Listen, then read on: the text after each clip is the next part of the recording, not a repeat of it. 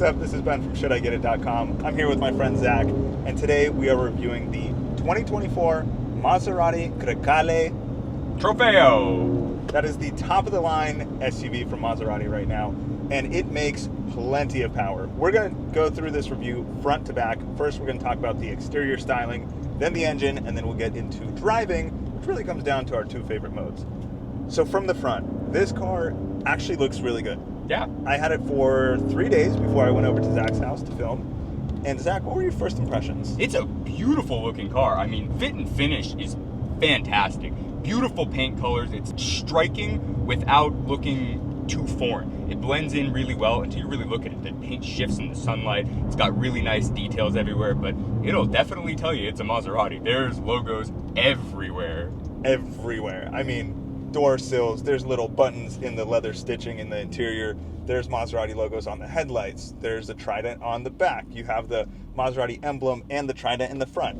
In the headrests, everywhere you have it. But who cares? This engine is really what matters.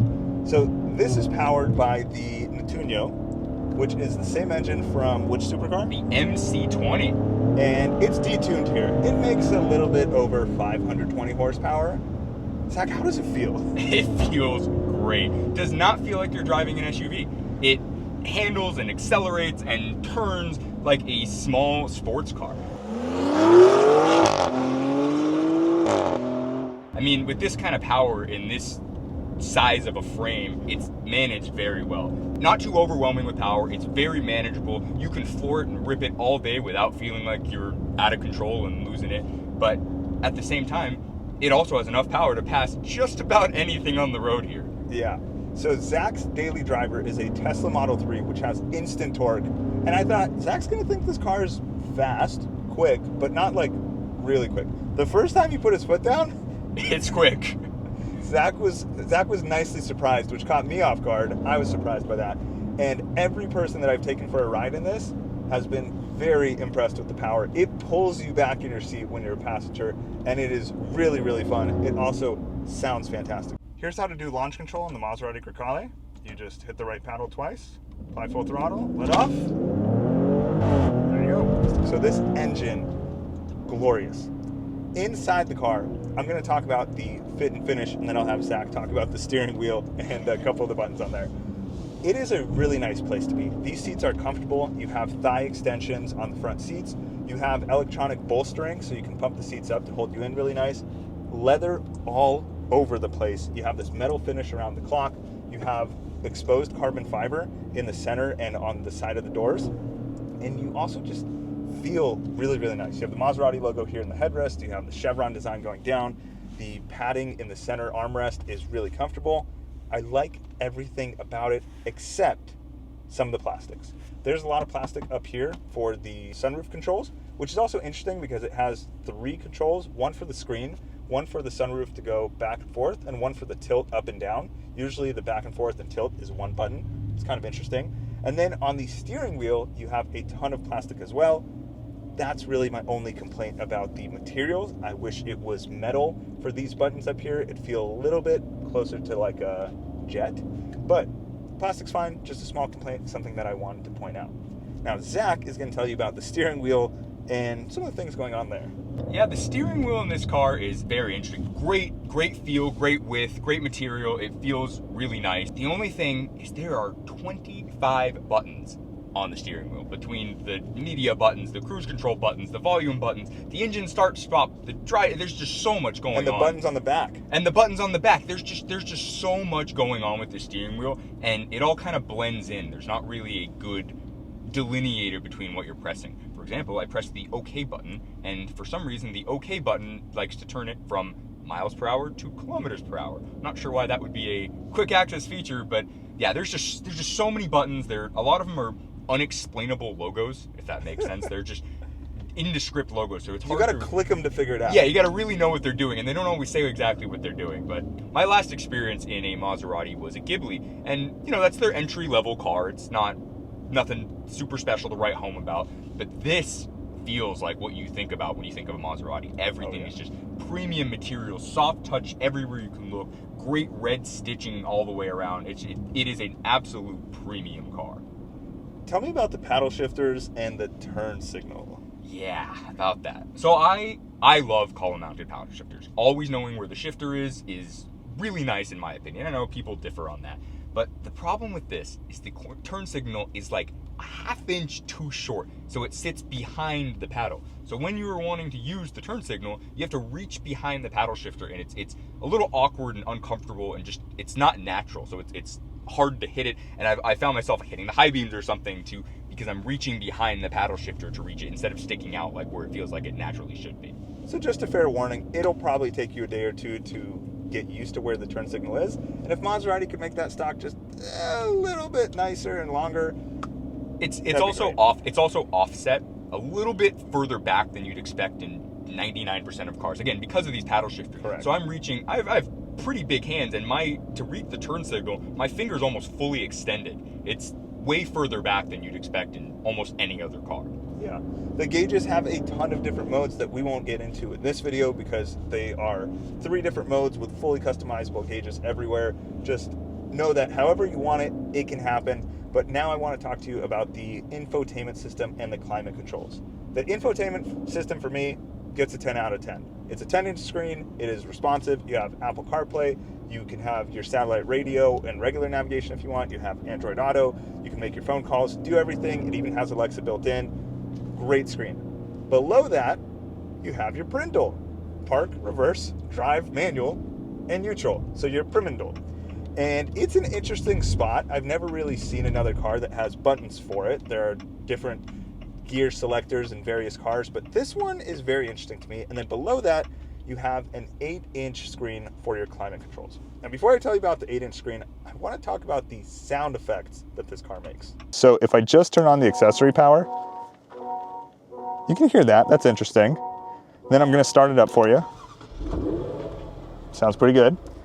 And then when you click on any of the buttons here, it makes different sound effects. If I go volume up or down, you can hear that. I'm going to turn the AC down right now, so I'll go like this on the fan. But then you hit any of these buttons, and it just sounds very plasticky almost, even though it's digital. But my least favorite sound? What is this? But it makes up for all the bad sound effects with the glorious, glorious noises from this 6-cylinder turbocharged engine. Now the engine does have some turbo lag. It takes a second to spool up, and then once it hits, it really hits, and it rips your face off. Now the climate screen.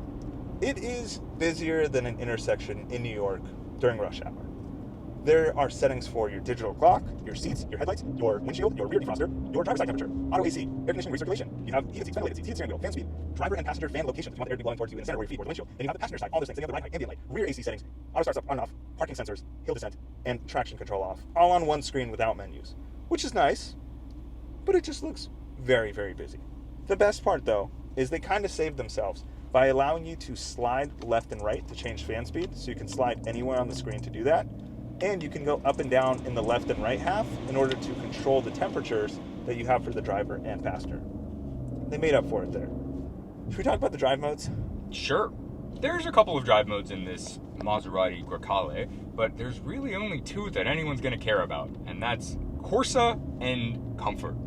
Corsa is what we're in right now, and Corsa is the best place to be if you want to drive the Maserati Grecale. It turns off all of the electronic stability, traction control, forward collision assist, everything. It turns this into a raw driver's car. And that's pretty rare to have that kind of drive mode. With the click of a button, no extra turning off traction control, you can really drive this car. It opens the exhaust valves, the throttle gets extremely responsive, the steering tightens up. It really is a race mode. It's so much fun to drive in Corsa. It sounds great, it shifts great. This is the place to be 99% of the time. And then the 1% of the time, when you're driving around town, there's the other mode, which is comfort mode. It's really the only one that matters other than Corsa. That's the mode you want to be in when you're driving the kids to school or going to the grocery store and you're not ripping it around like this. And the car becomes very tame. It's quiet. It is not overly sensitive when it comes to the throttle, so you can put your foot down and it's not going to take off. It's not going to throw you in the back of your seat. It's not going to wake anybody up if they're sleeping in the car. and it is perfect for road trips. You also get to use your assisted cruise control when you're in any mode other than Corsa. So literally, I've just been driving this car either in comfort mode when I'm cruising or in Corsa, and I have not had to use anything in between. Speaking of comfort, the back seats are actually pretty good. The rear seats are a pretty comfortable place to be. I'm about 6'3" and I still have a few inches of headroom and plenty of legroom. I could spend a couple hours back here on a road trip, no problem. There's heated seats, climate control, a USB-A and a USB-C charger, high quality materials in the back just as much as the front. Feels like a pretty good place to be. And if you're trying to compare this to something like a Macan S or a BMW X3, the trunk space is pretty solid in here. It is definitely more than the Macan S that we have in my family, and it is deep. That's the thing. You look at it and you go, I don't know how big the trunk's gonna be here. You open it up and it goes fairly far, which is nice. It's a little bit narrow on the sides, which I found surprising, but you do get these cool sliding anchor points in the bottom. And so you can actually move this and then you can tie things down to it. And it's got a nice cover so that if you're out in the city or something, nobody can look into your trunk and see what you have inside. I can lay down in here when the seats are folded all the way down, and they fold down in many configurations. Then on the very rear of the car, you have this beautiful carbon fiber diffuser and the quad tip exhaust, which lets out all the glorious roars of this Nettuno engine. And overall, I'd say you should get this car. Absolutely. This is a so much fun SUV. It's great to drive with a ton of capability for just daily. This would actually make a perfect daily driver for most people. That's the thing. The demographic is really wide. Typically, there are cars where I think you have to be a certain age or be living a certain lifestyle with this car. But here, if you're married and you have kids, you can fit kids in the back, you can go on a family road trip, you can do that. If you're young and single and you want to go on a fun spirited drive with your friends, but you also want to daily drive something to work, you could do that. If you want to go surfing and you want to fit a surfboard inside or put a roof rack on it, put a surfboard up there, you can do that. This car can actually do everything for everyone, and it's got more legroom than the competition like the X3 competition, or rather X3M, and the Porsche Macan. So there's our review. If you have any questions, leave a comment down below, and if you think this video was too scripted, that's too bad, because we didn't write a script. This is improv. See you next time.